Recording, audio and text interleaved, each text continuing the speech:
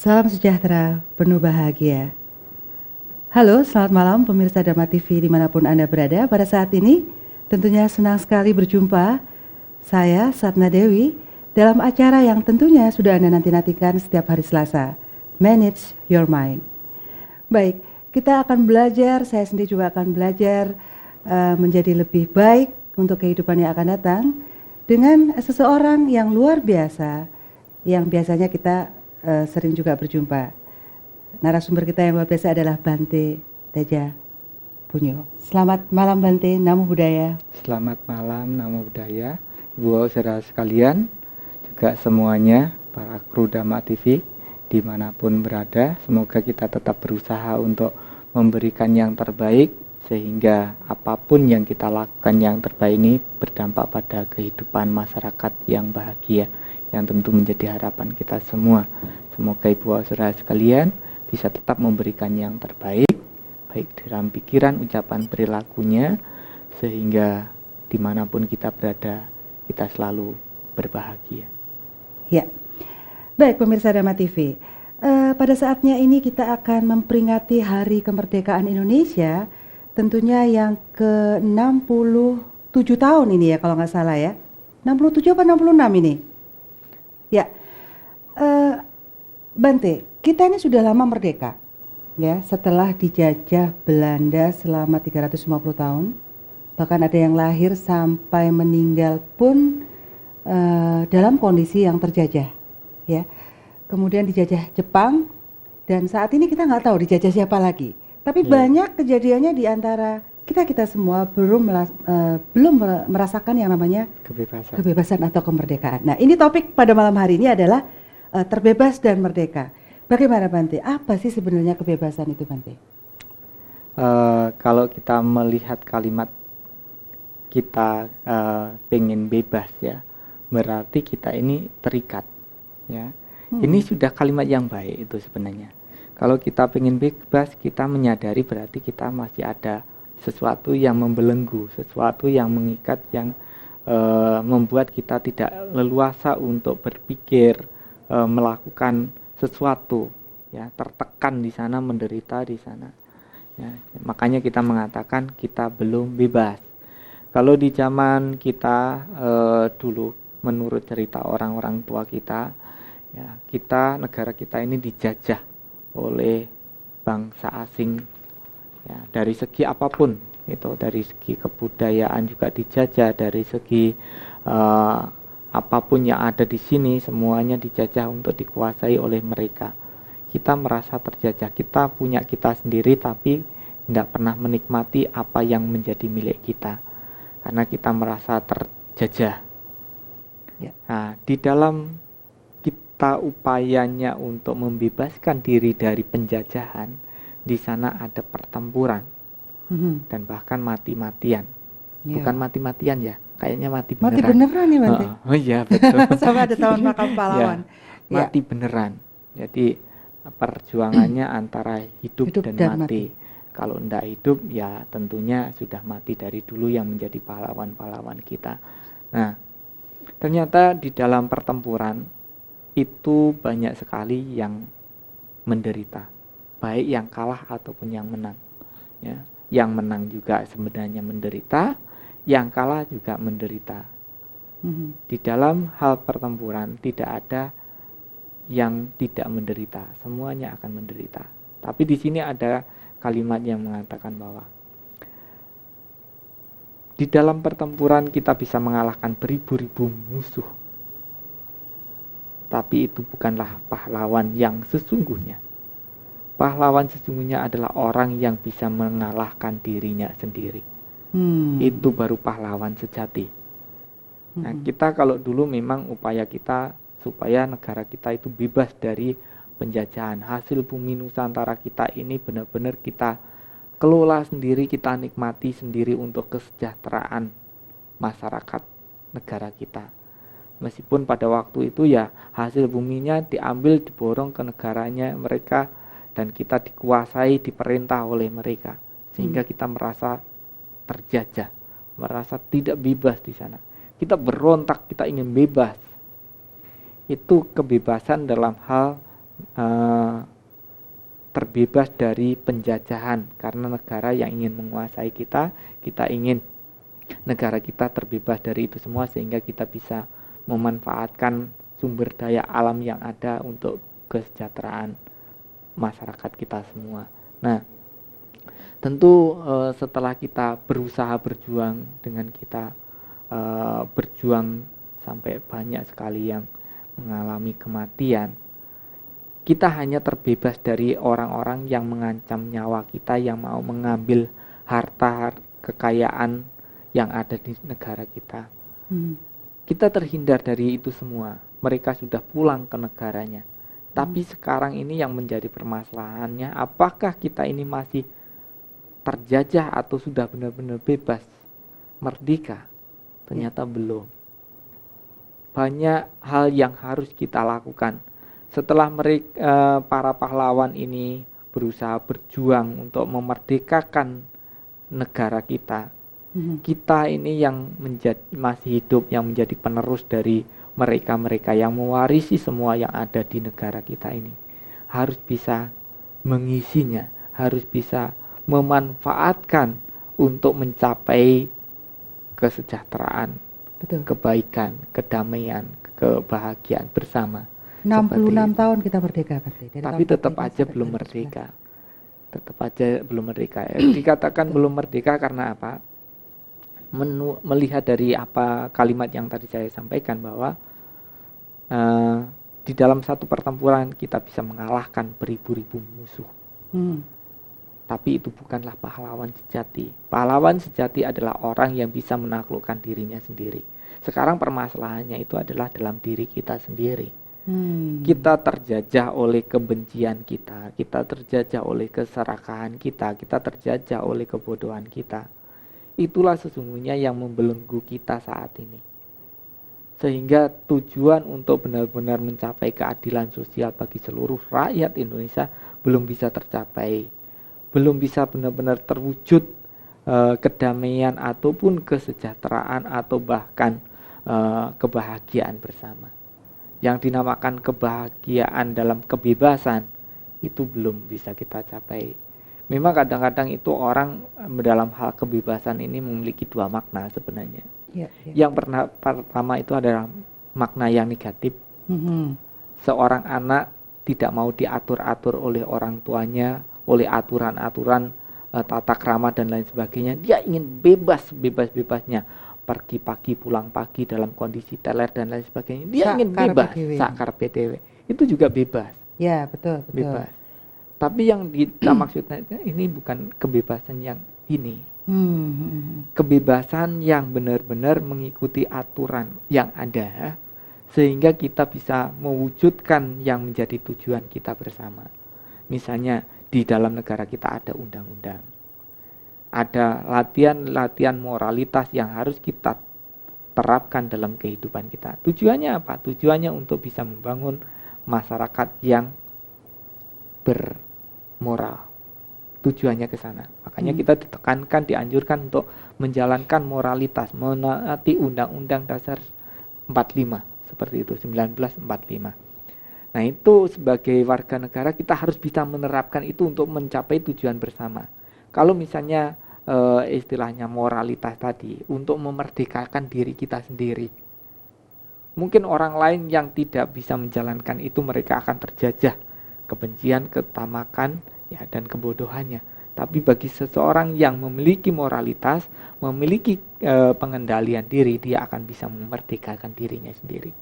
Dalam segi negara kita sudah terbebas dari penjajahan, dari segi diri kita sendiri kita sudah bebas, terbebas, merdeka dari kekotoran-kekotoran batin yang menyelimuti, yang menjajah diri kita sendiri. Seperti itu. Jadi kalau misalnya orang melakukan kejahatan, ya karena memang dirinya itu terjajah oleh kebencian, keserakahan, kebodohan tadi yang dia tidak sadari. Itu yang membuat hidupnya menderita. Dalam kehidupan sekarang menderita, dalam kehidupan yang akan datang menderita. Seperti itu. Tapi kebodohan itu kan juga seperti ini, Bante, kemelekatan. Ya, Jadi seseorang yang Membuat dia memiliki tidak kebodohan, tidak bebas dia, ya, tidak merdeka. yang memiliki karena seseorang memiliki kebodohan itulah dia akan terikat, dia akan melekat dengan sesuatu yang tidak patut untuk dia lekati.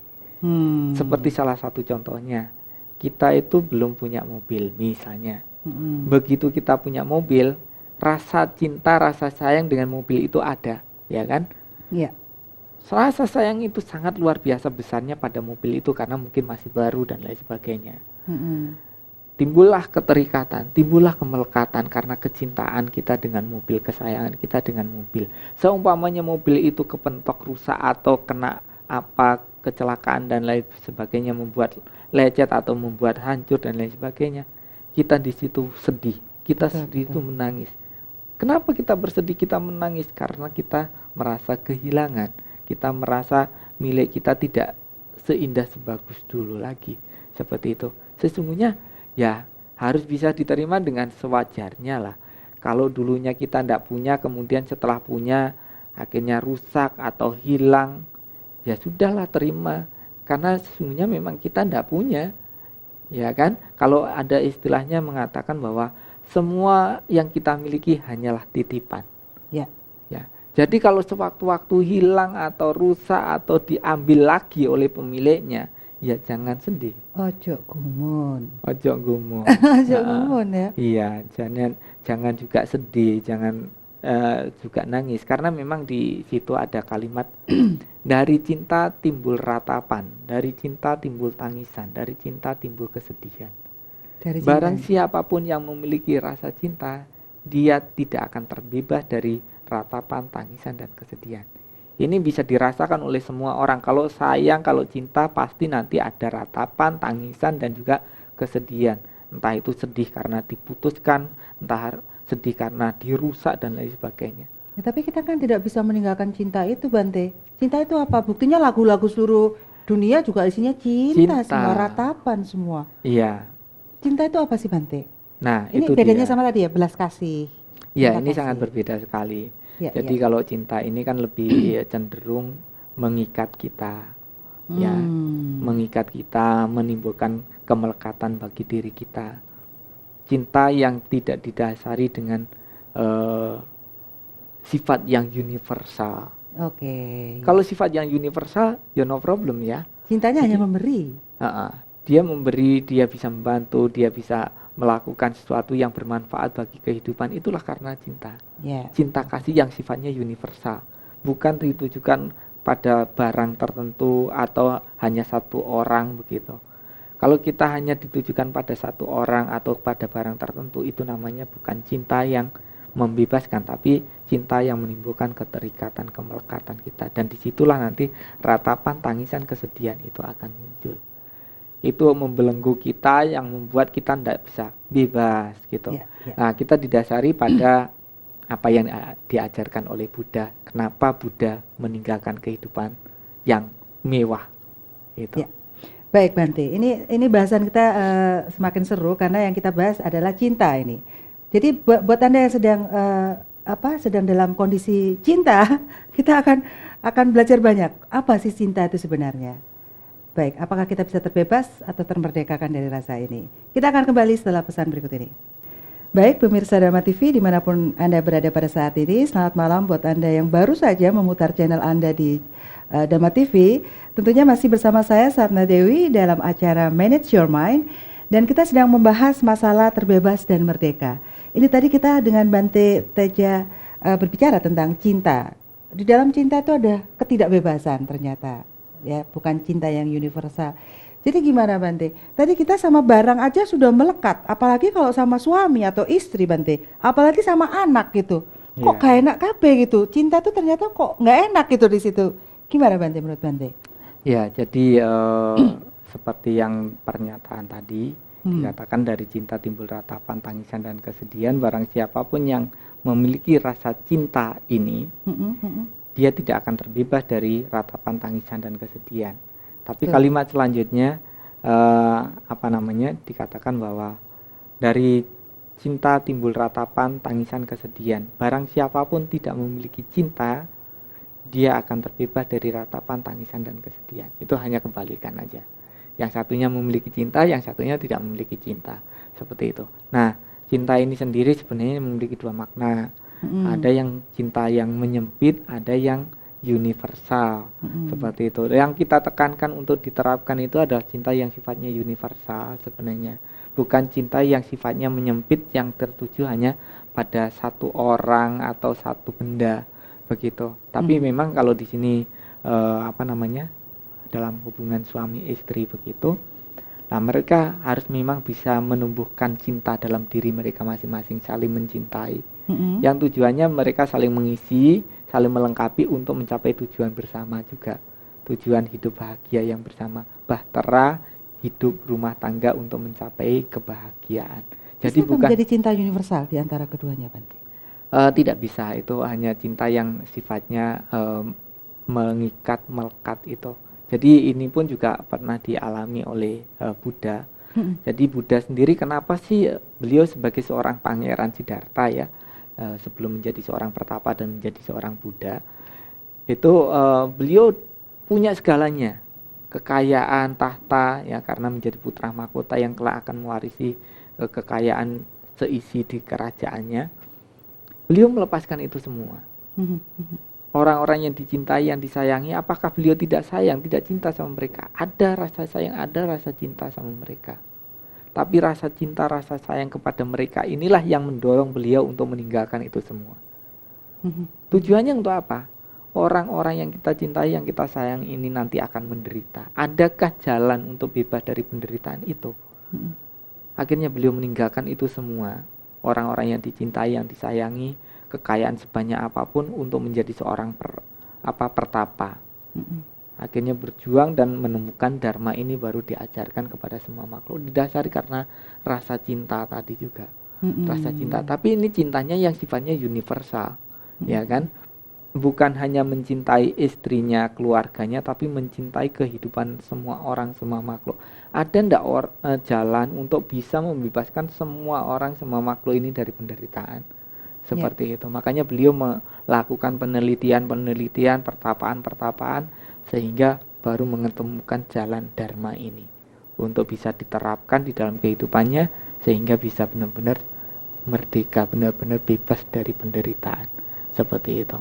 Jadi Bante, kalau saya simpulkan di sini, orang-orang yang memutuskan untuk hidup berumah tangga berarti mereka tidak mungkin terbebaskan. Yang melepaskan kehidupan rumah tangga? Bukan, memilih untuk hidup sebagai perumah tangga nih. Mereka nggak mungkin bebas dong, nggak mungkin merdeka ini. Jadi sebenarnya kalimatnya begini, mereka bukannya tidak terbebas, mereka juga proses menuju kebebasan. Seperti halnya Pangeran Siddhartha di dalam kehidupannya, apakah beliau tidak punya pasangan? Punya. Pasangannya ini, Dewi Yasodhara ini dari kehidupan demi kehidupan selalu bersama dengan Pangeran Siddhartha, selalu menjadi pasangannya. Disebut Bodhisattva. Bodhisattva itu adalah orang yang calon Buddha, orang yang memupuk kebajikan untuk mencapai kebudaan. Jadi selama memupuk kebajikan ini, Pangeran Siddhartha ini di dalam kehidupannya itu selalu ditemani oleh istrinya tadi. Misalnya pernah di dalam salah satu ceritanya yang mengisahkan tentang Bodhisattva Vesantara. Vesantara Jataka, kalau mungkin pernah pergi ke Thailand akan menemukan cerita ini sangat luar biasa. Di sana terkenal juga Jataka ini, Vesantara Jataka. Jadi pada waktu itu beliau juga lahir sebagai seorang manusia, sebagai putra mahkota juga. Nah, pasangannya juga Dewi Yasodhara ini. Dalam kehidupannya Buddha di Pankara, Yasodhara ini juga sudah menjadi pasangannya juga. Jadi dulu namanya Pertapa Sumedha.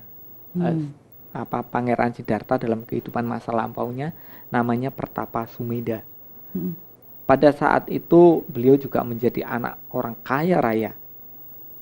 Tapi melihat kebiasaan dari orang tuanya kerja mengumpulkan kekayaan, setelah itu ditinggal meninggal dunia. kekayaan dari kakek neneknya dikumpulkan banyak sekali begitu. Beliau merasa ini hanya membebani dia. Akhirnya beliau memutuskan untuk membagi kekayaannya kepada masyarakat yang kurang mampu, dan beliau sendiri meninggalkan kehidupan rumah tangga menjadi seorang pertapa, hidup sederhana, makan dari pemberian orang dan lain sebagainya. Nah, setelah latihan praktek pertapaannya ini, beliau memiliki kemampuan batin. Dan di sana beliau mengetahui bahwa ada Buddha di Pankara dan murid-muridnya yang mau melewati ke satu jalan. Nah, beliau ini mengetahui langsung ingin menemui Buddha di Pankara ini. Pada waktu melewati jalannya ini ada jalan yang masih kotor begitu, becek. Nah, pertapa ini, Sumedha ini bertekad, semoga dengan saya menelupukkan badan saya di tanah yang becek ini, apabila Buddha menelapakkan kakinya di atas tubuh saya, supaya tidak becek maksudnya, semoga kelak saya menjadi seorang Buddha. Begitu. Nah, pada waktu itu ada seorang wanita yang mengetahui tekadnya si Besantara ini, tekadnya Sumedha ini. Dengan membawa bunganya ini dikasihkan pertapa tadi, dan yang sisanya dia pegang. Semoga kelak selama kehidupannya untuk menyempurnakan paramita tadi, semoga saya selalu menjadi pendampingnya.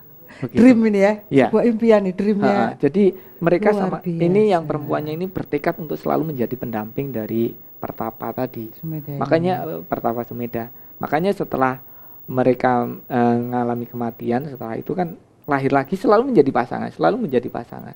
Seperti itu sampai akhirnya lahirlah di kehidupan sebagai Siddhartha. Pangeran Siddhartha itu, dan mereka tetap menjadi pasangan. Kita pun juga sebenarnya juga bisa suami istri apabila memiliki keyakinan yang sama, juga memiliki sila yang sama, moralitas yang sama, kedermawanan dan juga kebijaksanaan, dan memiliki tekad yang sama untuk hidup bersama-sama lagi, bisa itu. Dalam kehidupan sekarang bersama-sama mewujudkan kondisinya, dan nanti akan bisa lahir lagi, ketemu lagi dengan pasangan itu lagi, begitu. Dan ini sudah itu. Cintanya mereka berdua sudah cinta ke universal. Ya dong? Mungkin kayaknya pertama hanya mereka saling mendukung, saling mengondisikan untuk sama-sama memupuk kebajikan.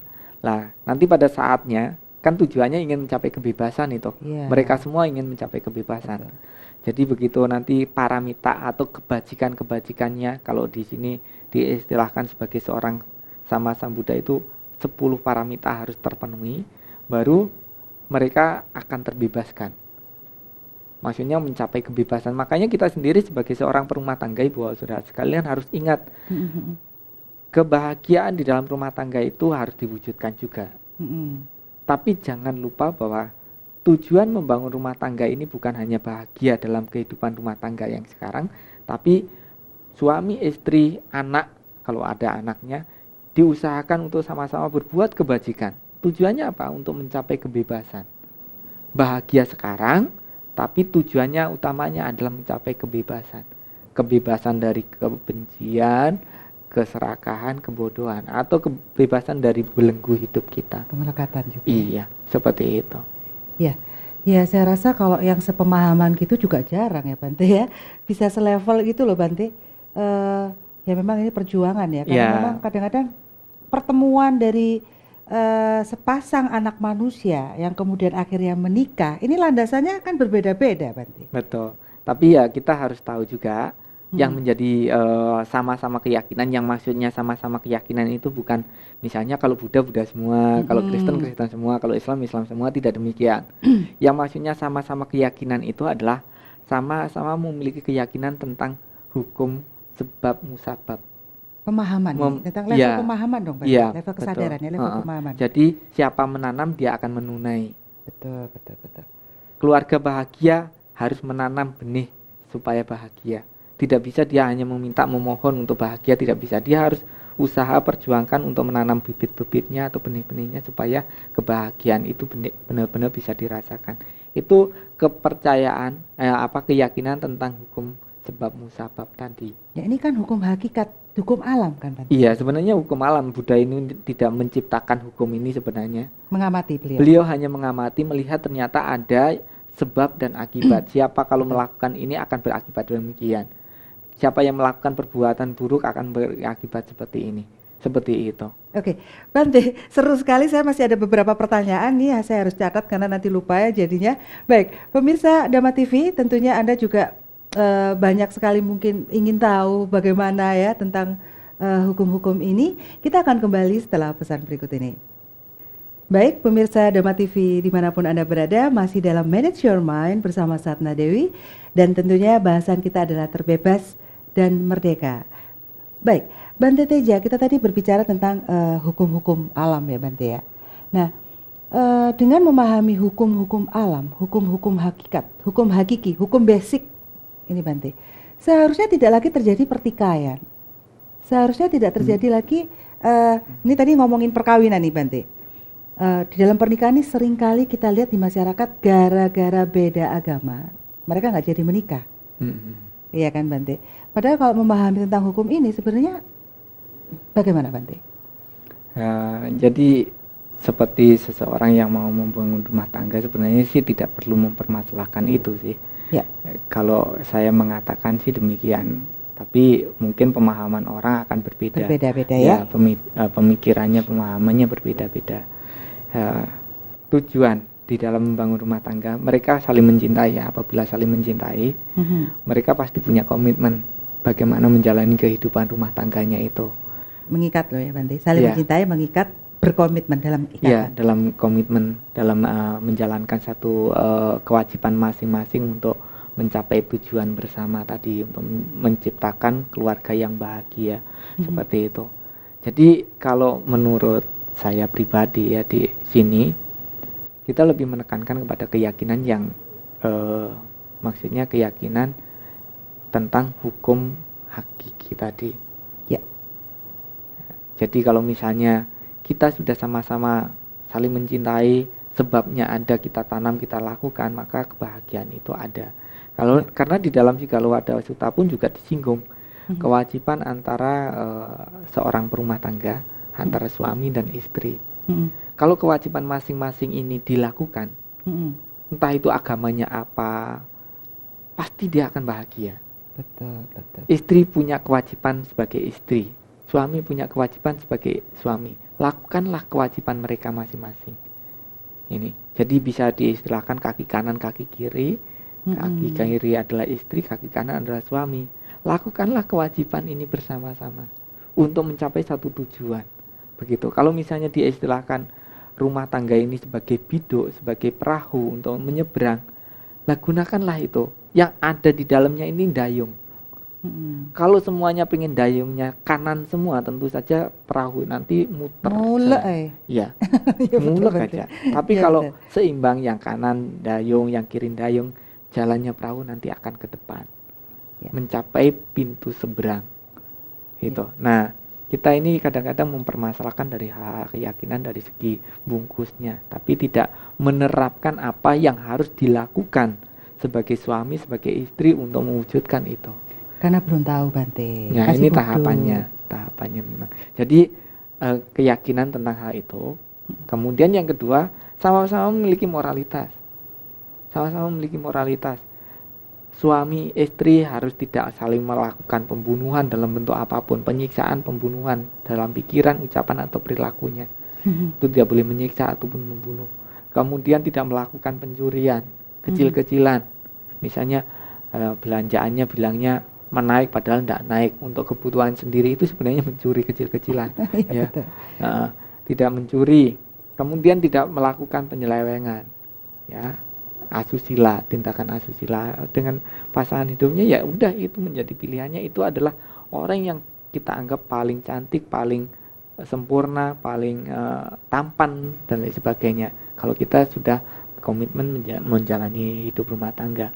Kemudian mereka juga tidak seharusnya untuk berbohong.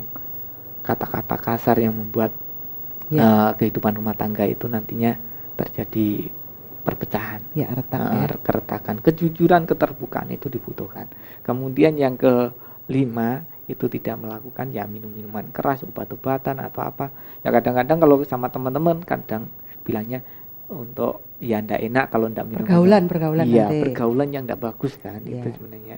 Jadi suami istri memiliki moralitas, Mhm. suami istri memiliki kedermawanan, punya keyakinan, ya datang ke keyakinannya membantu di sana.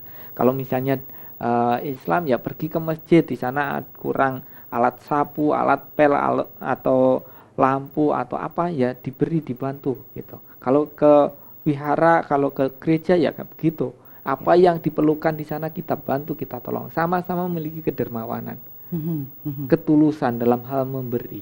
Seperti itu. Nah, kemudian mereka pun selain bisa memberi, itu mereka harus memiliki kebijaksanaan.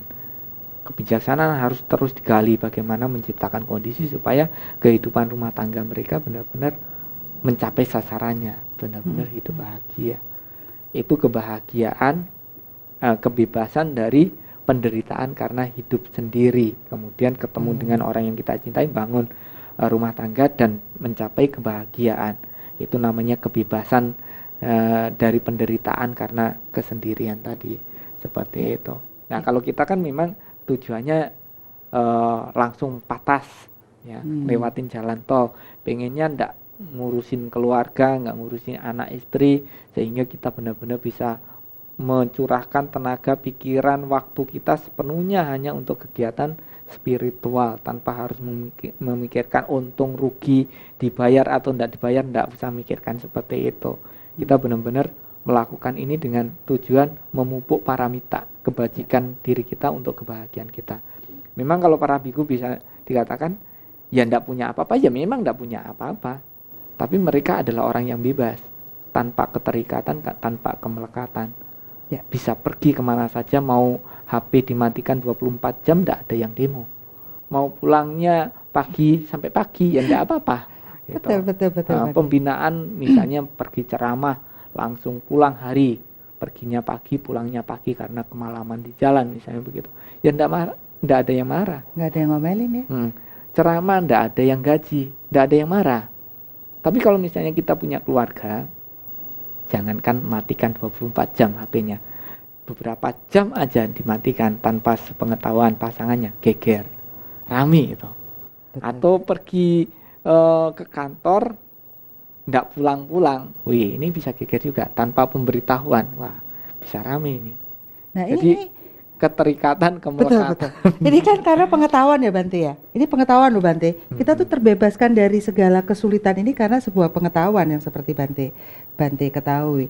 Nah, sekarang misalnya nih di antara pemirsa kita ini sudah mengalami hidup rumah tangga, mungkin sekarang dalam kondisi janda atau duda atau cerai atau mungkin meninggal ya. Nasihatnya Bante gimana Bante? Apakah akan menikah lagi lebih baik ataukah sebaiknya tidak? Kalau dalam hal menghadapi kehidupan rumah tangga itu sebenarnya setiap permasalahan itu ada. Saya tidak mengatakan tidak ada, meskipun saya sendiri hanya penganalisa. Ya, jadi saya melihat aja itu ya kehidupan rumah tangga seperti itulah. Selalu ada permasalahan-permasalahannya. Tapi kita ini kan bisa diistilahkan banyak solusi itu ditawarkan. Jadi silakan memilih solusi mana yang mau kita tempuh. Masalah nanti resikonya ya kita sendiri yang harus terima. Begitu. Tapi jangan beranggapan kalau kita misalnya cerai dengan si A, nanti menikah dengan si B tidak ada masalah, bukan. Tetap aja akan ada masalah. Kalau dikatakan nanti kalau menikah dengan si A ini setelah jalani beberapa tahun ada masalah, kemudian berpikir mau pisah, dengan berpikir si B ini lebih baik dari pasangan kita, nanti dengan dia pasti tidak ada masalah seperti ini. Salah besar. Pada kenyataannya begitu nikah dengan si B, masalah juga akan muncul juga. Lebih baik nggak usah menikah dong Bante. Ya tergantung situasi kondisinya kan berbeda-beda. Tujuan kita, jadi suami istri tadi kan saling memotivasi, saling melengkapi. Tujuannya untuk mencapai kehidupan rumah tangga ini bahagia, menjalani kehidupan bersama-sama untuk menciptakan kebahagiaan, mengarahkan keluarganya ini untuk sama-sama berbuat kebajikan. Istrinya baik, suaminya baik, anak-anak baik, diarahkan semuanya ke hal yang baik. Begitu, untuk mencapai kebebasan yang sesungguhnya tadi. Seperti itu, bukan hanya untuk mencapai kebersamaan mereka. Kalau hanya ingin mencapai kebahagiaan kebersamaan mereka, ini keluarga ini kayaknya tidak ada yang bisa mengarahkan begitu, tidak ada tujuan yang jelas. Jadi bangunlah rumah tangga yang bahagia, tapi bangun rumah tangga bahagia ini harus benar-benar bisa diarahkan untuk mencapai kebebasan. Jadi kalau misalnya istilahnya dalam kehidupan kita sekarang, suami, istri, anak bahagia, keluarganya, harapannya begitu kita meninggal dunia, lahir lagi di alam surga, ketemu lagi dengan orang-orang yang kita cintai tadi. Seperti itu kalau kita berpikirnya surga. Tapi bukannya melekat lagi Bante kalau ingin gitu? Ya, itu dalam konteks masih ada keterikatan, kemelekatan terus-terusan, karena kan Ya. itu bukan kebebasan. Nah, Mm-mm. kebebasan yang utama. Kebebasan yang utama itu tadi, kalau batin kita dengan spiritual yang sudah kita pelajari, yang sudah kita terapkan, batin kita ini terbebas dari tanha, nafsu keinginan. Keinginan tadi ya Bante. Kama tanha, bawa tanha ini harus benar-benar dikikis. Kama tanha, bawa tanha, bawa tanha ini harus benar-benar dikikis. Kebencian, keserakahan, kebodohan ini harus benar-benar dikikis. Ini benar-benar akan bisa mengantarkan kita kepada kebebasan yang sesungguhnya yang kita harapkan. Oke. Seperti itu. Ya, baik Bante Teja. Kita akan lanjutkan perbincangan ini pemirsa, tapi setelah yang satu ini. Baik, pemirsa Dharma TV, masih di acara Manage Your Mind bersama Satna Dewi, dan kita dalam bahasan terbebas dan merdeka. Bante Teja, bagaimana sih sebenarnya cara mengatur pikiran agar dapat terbebas dan merdeka nih Bante? Iya, kembali itu pada pembahasan pikiran sih. Ya, jadi pembahasan pikiran semuanya bersumber pada pikiran kita. Jadi sering-seringlah untuk melatih dari kondisi pikiran kita, tapi terkadang itu kita tidak pernah ada waktu untuk melatihnya, tidak pernah berpikir untuk bisa memberikan makanan-makanan yang diperlukan oleh kondisi pikiran kita atau kondisi batin kita.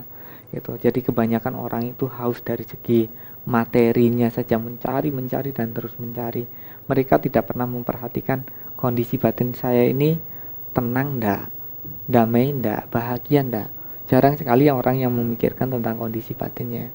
Jadi kalau kita memang ingin benar-benar bebas, benar-benar merdeka, jalannya sudah ditunjukkan, kita tinggal menjalani jalannya aja.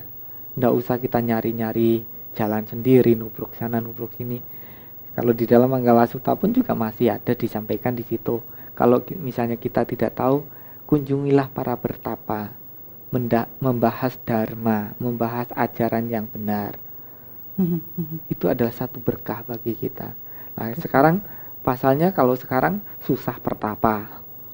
Nah, kalau ada pun pertapa, mungkin pertapa gadungan. Yang dibahas togelan gitu. Enggak karu-karuan jadinya. Malah bahkan mungkin mengarahkan yang hal-hal yang enggak benar. Jadi wis kamu nggak usah begini-begini, ini ada jimat nanti akan bebas kamu dari gini. Ini adalah hal yang sebenarnya itu ndak tepat ya. Saya bukan mengatakan itu ndak boleh, Bu, silakan aja, tapi itu adalah hal yang tidak tepat, terutama bagi orang-orang yang intelektualnya tinggi ya, tidak memikirkan untuk masalah-masalah seperti itu. Seperti di dalam Manggala Sutta kan, kalau kita itu bisa melakukan berkah utama tadi, kita akan jalan kemana saja aman kok, nggak perlu takut, nggak perlu merasa was-was dan lain sebagainya. Kenapa? Karena ada jimat dalam hidup kita. Jimatnya apa? Jimatnya adalah kebajikan kita. Nah, sering saya gitu godain sama orang-orang. Nah, orang sakti punya ini, punya itu, dibacok, ndak mempan, ditembak, ndak mempan, tapi dibiarkan mati sendiri, saya bilang. Ya kenyataannya kan memang demikian kan. Jadi tidak perlu untuk kita itu mencari pelindungan yang seperti itu. Untuk kita bebas dari penderitaan kita, untuk kita hidup merdeka. Kita perlu untuk mempunyai pelindungan dalam hidup kita dari segi kebajikan. Tadi kanuragan ya Bante, kalau di dalam ilmu. Ya mungkin ilmu kanuragan. Ilmu kanuragan Kenapa semakin membawa kita melekat sebenarnya. Bukannya bebas tambah terikat. Sebenarnya ilmu kanuragan dibuat itu kan untuk melindungi diri katanya. Ya, betul. Berarti untuk melindungi diri berarti banyak musuhnya. Banyak musuhnya. Ya, kalau tidak punya musuh ngapain sih mikir-mikir khawatir untuk melindungi diri? Ya memang kita tidak percaya bahwa kita itu punya kebajikan, dan kalau punya kebajikan ini pasti akan dapat melindungi kita. Kita tidak percaya itu. Mungkin itu dulu zaman perang kali ya Bante ya. silakan aja kalau mungkin zaman Dalam perang, perang tapi banyak kan musuhnya zamannya sekarang kebal. sudah berubah. Iya, Jadi betul. kita lebih menekankan bagaimana mengatur langkah-langkah hidup kita untuk bisa hidup damai, hidup berbahagia. Jadi kemanapun kita pergi, lakukanlah yang terbaik, Ya. pikiran terbaik, tutur kata yang terbaik, perilaku yang terbaik. Berikanlah kebaikan kemana saja, di mana saja, kapan saja, lakukan kebajikan. Lakukan hal-hal yang baik, yang benar. Dari situlah kita akan diterima, kita akan dicintai, disayangi oleh semua orang, semua makhluk tanpa ada berpikir untuk memusuhi kita. Kalaupun ada orang yang memusuhi kita, harus ingat, Suro diro joyo ningrat lebur dining pangastuti. Jawa ini. Iya, Apa tuh? artinya nggak tahu. Ya maksudnya itu kejahatan akan lebur, akan musnah oleh kebajikan. Seperti itu kalau kita punya kebajikan. Tapi kalau kita tidak punya kebajikan, mungkin kita perlu itu tadi tingkat-tingkatannya masih bawahan, itu perlu pegangan. Pegangan itu yang pegangan yang bisa benar-benar dipegang. Tanpa itu semua kita benar-benar bisa terlindungi gitu. Nah, pelindungan utamanya yaitu tadi kebajikan itu. Bante, pertanyaan yang berikutnya Bante, jika manusia terlahir kembali, apakah bisa disebut belum terbebas atau merdeka Bante? Bisa diistilahkan demikian. Jadi kalau kita meyakini bahwa di dalam pandangan Buddhis itu ada 31 alam kehidupan. Alam manusia ini adalah salah satu di antara dari 31 alam itu. Jadi ada 26 alam surga, ada tingkatannya seperti itu. Semakin banyak kebajikannya, semakin tinggi alamnya, masanya juga semakin lama tinggal di sana. Kemudian ada malam manusia yang sesungguhnya ini alam manusia ini usianya itu tak terbatas sebenarnya. Jadi bisa berubah terus begitu. Ada alam apaya atau alam menderita dari mulai peta, asura, binatang dan juga alam neraka yang paling bawah. Jadi kalau seseorang terlahir di alam manusia ini hal yang bisa dikatakan masih di dalam lingkaran tumimba lahir atau cokro panggulinganing urip gitu. Jadi hanya di alam manusia ini saja sesungguhnya menurut pandangan Sang Buddha bahwa di alam manusia ini saja yang dapat mencapai kesempurnaan. Di alam-alam yang lain tidak mampu untuk bisa mencapai kesempurnaan. Jadi sebenarnya lahir di alam manusia sebuah kesempatan yang baik ini. Kesempatan yang luar biasa. Makanya dikatakan di dalam ajaran Buddha bahwa terlahir sebagai manusia sungguh hal yang sangat sulit. Kemudian terlahir untuk mengerti ajaran benar, mendengarkan ajaran benar, itu hal yang sulit juga. Mempraktekkan ajaran benar dalam kehidupan sehari-hari itu juga hal yang sulit, hal yang tidak mudah untuk bisa kita praktekkan. Kemudian yang terakhir adalah lahir dalam kehidupan Buddha, itu hal yang sulit di zaman kehidupan Buddha. Tapi kita kan di sini memiliki karma baik, lahir dari manusia, mendengarkan dharma dan juga mempraktekkan ajaran kebenaran itu. Nah, hanya terlahir di alam manusia inilah yang memiliki kesempatan untuk bisa mencapai kesempurnaan. Ya. Makanya Buddha itu semuanya mencapai tingkat kesuciannya di alam manusia ini. Walaupun dengan tingkat kesulitan juga yang tinggi juga loh Bante. Sebenarnya demikian. Ya, tapi kalau misalnya kita lihat orang yang karena kebajikannya terlahir di alam surga, mereka tidak akan memiliki niat untuk mempraktekkan, mendengarkan atau mempraktekkan kebenaran. Karena di alam surga, di alam bahagia itu semuanya ada. Kebahagiaan surgawi itu ada sehingga orang lupa untuk melakukan hal yang berguna, hal yang baik di sana. Jadi bisa dikatakan orang makhluk-makhluk di sana lengah karena kebahagiaannya yang ada di sana, sehingga tidak melakukan hal yang baik yang harus dilakukan. Lebih-lebih parah lagi kalau kita terlahir di alam apaya. Sungguh sulit untuk kita bisa mengerti dan juga mempraktekkan itu karena kita menderita karena perbuatan kita di alam itu. Seperti itu. Tapi kalau di alam surga mungkin ada kesempatan untuk kita bisa mendengarkan atau mempraktekkan dharma, itu masih ada sedikit. Ya, tapi Bante ini agak melitik. Asal muasalnya kehidupan di manusia itu adalah pilihan sendiri atau bagaimana sih Bante? Yang menentukan adalah hidup kita sendiri.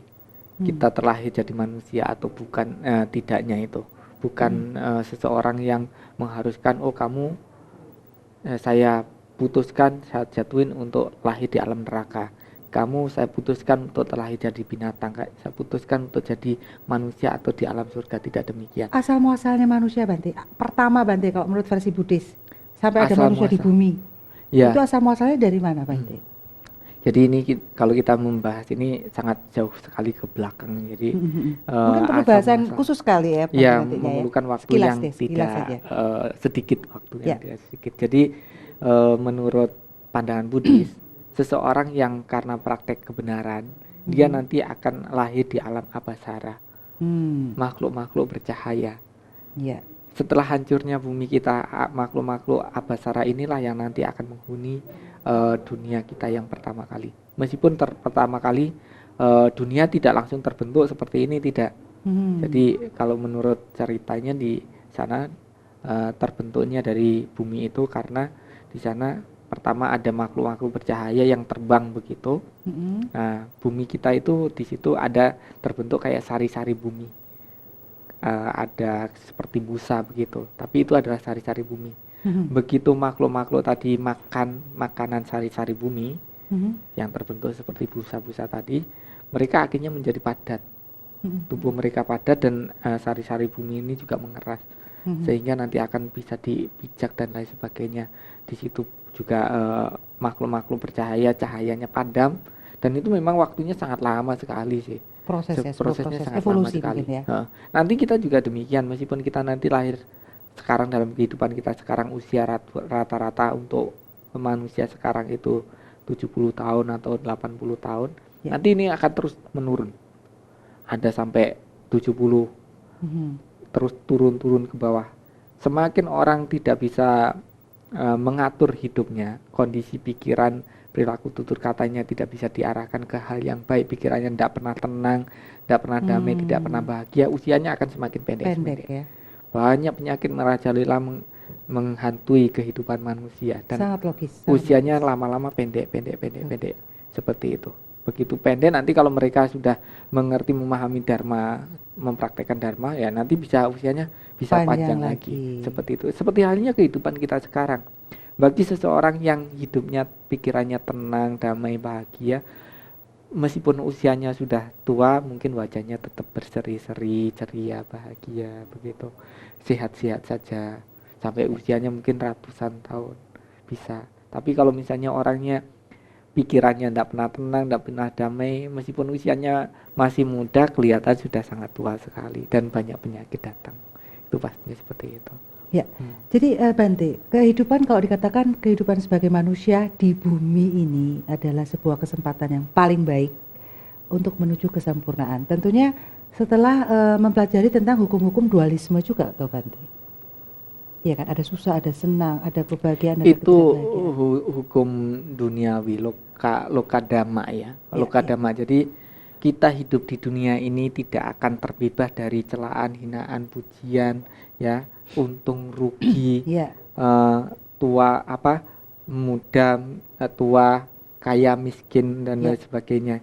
Itu adalah lokadama. Jadi kita mau orangnya baik atau tidak baik, pasti ada orang yang mencela, memuji, mencela, begitu. Ada yang mengatakan untung dan rugi, baik, tidak baik, dan lain sebagainya. Pahit, buahnya manis, itu Bante. Dengan itu mengalami lokadama. Kepahitan kita akan merasakan manisnya. Ya, itu adalah lokadama sih. Jadi kita mengatakan itu hanyalah kondisi duniawi, itu tidak bisa seperti itu. Seperti hanya saat ini kita sudah berbuat baik, sebisa kita, semampu kita, kita berusaha untuk memberikan yang terbaik. Tidak memikirkan duniawi apapun. Tapi orang yang melihat kita, apakah mereka melihat dari segi baiknya itu? Pasti ada yang mencela juga, ada yang memfitnah juga, ada yang memuji juga. Seperti itu. Dan itu kita harus bisa terima itu. Itulah lokadama.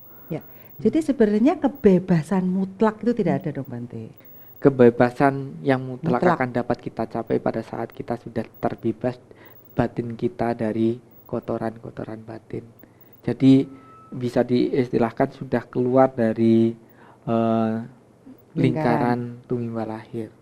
Kalau bisa diistilahkan nibanang paramang sukang, dari semua kebahagiaan yang terjadi adalah kebebasan dari penderitaan, keluar dari lingkaran tunggal lahir. Jadi kalau misalnya jadi manusia, ya masih tetap akan menderita. Tapi di situ ada kesempatan yang luar biasa untuk kita bisa mencapai tingkat kesucian. Ajaran-ajaran agama masih disampaikan, dijabarkan, dan juga kita masih punya kesempatan untuk melaksanakan itu. Paling enggak kita memiliki pengetahuan untuk itu ya, Iya, Bante ya. setidaknya kita bisa menempatkan diri kita, memposisikan diri kita, dan seperti apapun kondisi hidup kita harus terus melangkah. Mau susah, mau senang, mau kaya, mau miskin, teruslah melangkah untuk melakukan kebajikan. Karena ini akan lebih berguna daripada hanya mengumpulkan kekayaan duniawi. Itu terus melangkah ya, seperti halnya kita juga ada istilah kalimat yang pendek yang pernah saya buat, lepaskan semua, kita akan mendapatkan semua. Inginkan semua, tidak dapatkan semua. Ini kalimatnya pendek tapi perlu dicerna. Perlu direnungkan secara mendalam. Baik Bante Teja, rupanya waktu kita yang sangat terbatas ini, pengennya sih lebih dalam lagi ngobrolnya, tapi mungkin di lain waktu kita akan bisa ngobrol lagi, Bante. Dan mungkin ada pesan-pesan Bante untuk pemirsa kita pada malam hari ini.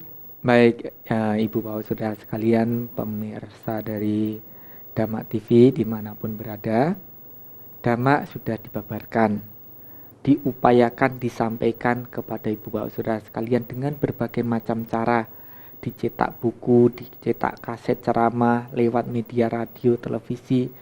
Setelah mengetahui ini, upaya kita yang seperti ini harapannya adalah kita bisa mengerti, bisa menerima itu, bisa memahami itu, sehingga apabila memang baik, apabila memang benar, laksanakan, sehingga harapan kita untuk hidup bahagia semoga bisa tercapai.